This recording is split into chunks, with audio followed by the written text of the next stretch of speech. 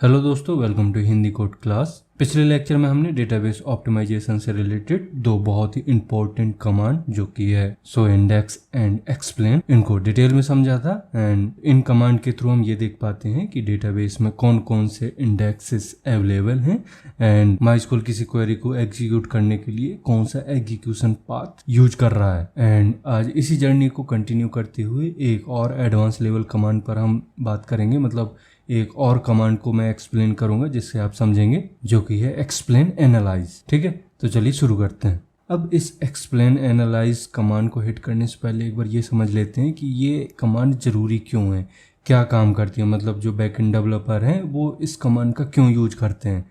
तो देखो, जब आप नॉर्मल एक्सप्लेन का यूज करते हो तो डेटाबेस आपको नॉर्मली ये बताता है कि क्वेरी को एग्जीक्यूट करने के लिए डेटाबेस प्लान क्या बना रहा है। मतलब डेटाबेस क्वेरी से रिलेटेड हमें एस्टिमेटेड डिटेल देता है, लाइक कितनी रो स्कैन हो सकती हैं, कौन सा इंडेक्स यूज हो सकता है, क्वेरी का एग्जीक्यूशन पाथ क्या होगा। तो ये सारी एस्टिमेटेड डिटेल है। बट कई बार जो एस्टिमेटेड डिटेल होती है एंड एक्चुअल डिटेल होती है उसमें काफी बड़ा डिफरेंस होता है। लाइक डेटाबेस में आपने एक्सप्लेन क्वेरी चलाई और आपको पता चला कि यहाँ पर सिर्फ 100 रो स्कैन होने वाली हैं, बट जो एक्चुअल डिटेल होती है उसमें कई बार 10,000 या 1 लाख रोज स्कैन हो रही होती हैं। तो ये जो डिफरेंस है ये काफ़ी बड़ा डिफरेंस है। एंड इसी प्रॉब्लम को सॉल्व करने के लिए, मतलब ये आइडेंटिफाई करने के लिए कि एक्चुअल में कितनी रो स्कैन हो रही हैं एंड टाइम कितना लग रहा है एग्जीक्यूशन में, तो इन सब डिटेल को देखने के लिए यहाँ पर एक्सप्लेन एनालाइज का यूज किया जाता है। ठीक है, अब ये जो एक्सप्लेन एनालाइज है ये क्वेरी को सिर्फ एनालाइज नहीं करता,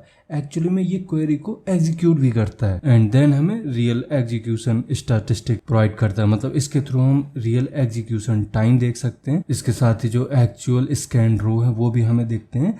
एंड इन दोनों के अलावा जितने भी स्टेप फॉलो होते हैं किसी भी क्वेरी को एग्जीक्यूट करने के लिए, जितने भी स्टेप फॉलो होते हैं उनकी रियल टाइम इन्फॉर्मेशन भी हम देख सकते हैं। एंड यही वजह है कि ज़्यादातर बैकएंड इंजीनियर है या डेटाबेस इंजीनियर है वो डेटाबेस ट्यूनिंग या डेटाबेस ऑप्टिमाइजेशन के लिए इस एक्सप्लेन एनालाइज का यूज करते हैं। अब इसको यूज कैसे करते हैं, तो यहाँ पर मैं इसके लिए अलग से कमांड लिख देता हूँ, एक्सप्लेन एनालाइज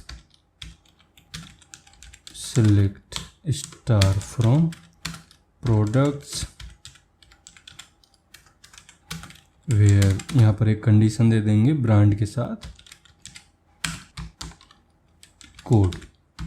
ठीक है, देन इसको एग्जीक्यूट करने के लिए इसको कर लीजिए सिलेक्ट एंड यहाँ से हिट करके इसको एग्जीक्यूट कर दीजिए, तो ये आ गया रिजल्ट। ठीक है, अब यहाँ पर ये आपको थोड़ा सा कंफ्यूजिंग लग रहा होगा क्योंकि ये टेबल की तरह आप एक्सपेक्ट कर रहे थे, लेकिन ये टेबल की तरह नहीं आया, ये एक सिंपल टेक्स्ट सा आ गया। बट ये टेबल ही है क्योंकि ये एक्सप्लेन कॉलम का ही डिटेल है। ठीक है, अब ये पूरी डिटेल आप कैसे देख सकते हो, तो एक काम करते हैं, इसको कॉपी कर लीजिए। यहाँ से मैं इसको पूरे को कॉपी करता हूँ एंड नोट पैड में इसको कर देंगे पेस्ट। अब आपको क्लियर दिख रहा होगा क्या डिटेल आई है।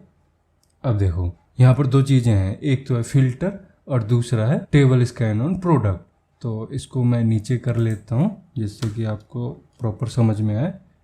ठीक है, ठीक है। अब यहाँ पर सबसे पहले हम समझते हैं टेबल स्कैन ऑन प्रोडक्ट्स। इसका मतलब है कि माइस्क्यूएल ने प्रोडक्ट टेबल की रो को स्कैन किया है एंड अगर यहाँ पर इंडेक्स यूज हो रहा होता तो यहाँ पर लिखा होता है इंडेक्स स्कैन या इंडेक्स लुकअप, इस तरह का कुछ इन्फॉर्मेशन आपको दिख रहा होता।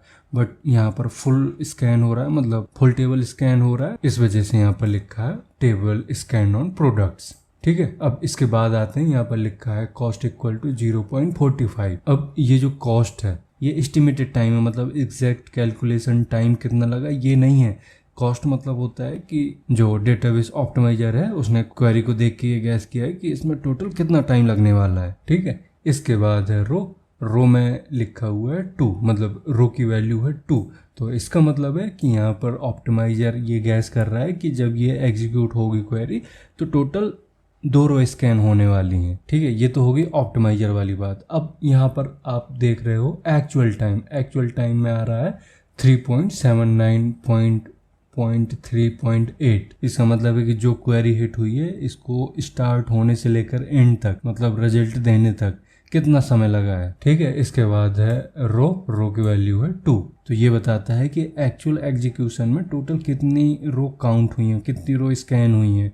तो यहाँ पर 2 स्कैन हुई हैं रो। ठीक है, ये है इसका एग्जैक्ट एक्चुअल वैल्यू, मतलब ये एस्टिमेटेड नहीं है कि इतनी हो सकती हैं, ये बताता है कि इतनी हुई हैं। मतलब ये जो रिजल्ट है ये एग्जीक्यूशन के बाद का रिजल्ट है। ठीक, इसके बाद है लूप्स इक्वल टू 1, मतलब ये एक बार क्वेरी चली है एंड अगर ये क्वेरी कोई कॉम्प्लेक्स क्वेरी होती है, इसके अंदर नेस्टेड क्वेरीज होती, तो यहाँ पर लूप की वैल्यू चेंज होती। तो अगर यहाँ पर वैल्यू 1 आ रही है, इसका मतलब आपकी क्वेरी सिर्फ एक बार ही चल रही है। ठीक, ये हो गया। अब आते हैं ये पहले वाले लाइन पे जिसमें फिल्टर लगा है।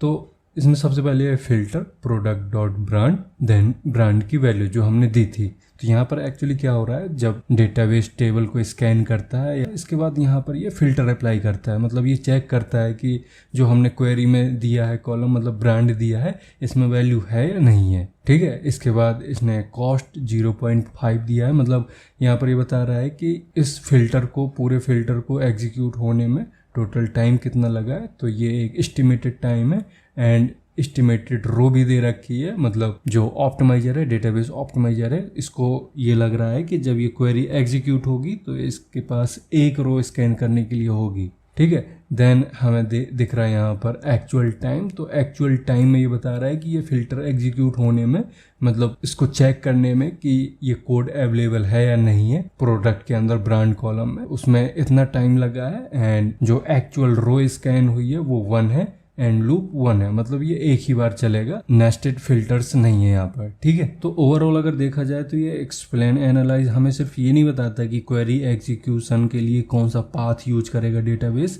सिर्फ ये नहीं बताता है, इसके अलावा ये एक्चुअल चीजें बताता है। मतलब एक्चुअली में डेटाबेस जब एग्जीक्यूट करेगा क्वेरी को तो कितना टाइम लेगा, कितनी बार वो क्वेरी एग्जीक्यूट होगी, मतलब लूप कितना है या कितने रो स्कैन होने वाले हैं। इसके अलावा जो स्टेप है, मतलब इसमें 2 स्टेप हैं, एक तो क्वेरी एग्जीक्यूशन का एंड दूसरा है फिल्टर का, मतलब टेबल जो स्कैन होगी उसमें ये 2 स्टेप फॉलो होंगे। ठीक, अब ये सब चीज़ समझने के बाद आपके दिमाग में एक क्वेश्चन आ रहा होगा कि इधर 2 तरह की इन्फॉर्मेशन है, एक है एक्चुअल इन्फॉर्मेशन और एक है एस्टिमेट इन्फॉर्मेशन। तो यहाँ पर एस्टिमेट की ज़रूरत ही क्या है, जब हमें एक्चुअल इन्फॉर्मेशन मिल रही है तो फिर एस्टिमेट हटा देना चाहिए, यहाँ पर शो नहीं होना चाहिए।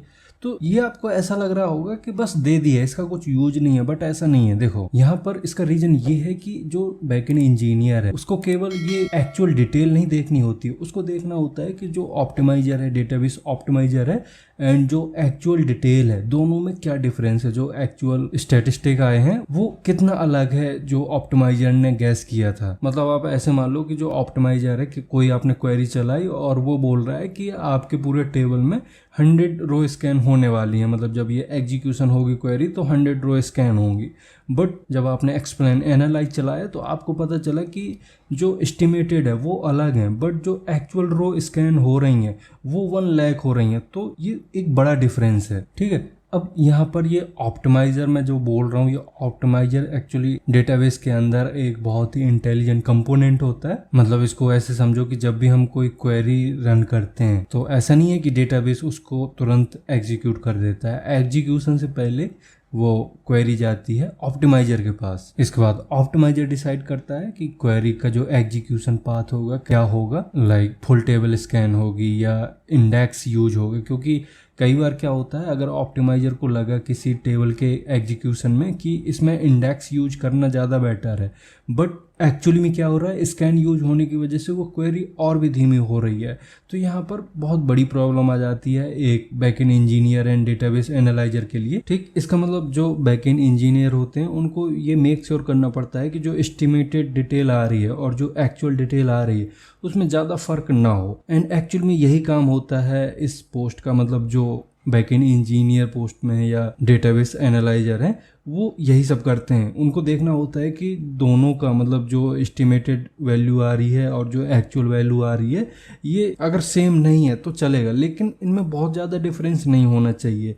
एंड अगर डिफरेंस आता है तो फिर ये अलग अलग मेथड ट्राई करते हैं, लाइक स्टैटिस्टिक्स अपडेट हो रहे हैं या नहीं हो रहे हैं, इंडेक्स प्रॉपर आपने यूज किया है, उसमें कुछ प्रॉब्लम तो नहीं है, क्वेरी रीराइट तो नहीं करनी है, ये सारी चीज़ें ये देख के ट्राई करते रहते हैं कि ये जो दोनों चीज़ें हैं, मतलब एस्टिमेटेड वैल्यू है और जो एक्चुअल वैल्यू है, वो कम से कम डिफरेंस के साथ इधर दिखाई दे। मतलब इधर जब वो किसी भी क्वेरी में एक्सप्लेन एनालाइज यूज करें तो यहाँ पर डिफरेंस बहुत कम होना चाहिए। ठीक है, तो आई होप अब ये क्वेरी आपको समझ में आ गई होगी। एंड अगर ये चीज़ें समझ में आई हैं तो लेक्चर को लाइक करिए, एंड अगर अभी तक चैनल को सब्सक्राइब नहीं किया है तो चैनल को सब्सक्राइब भी करें।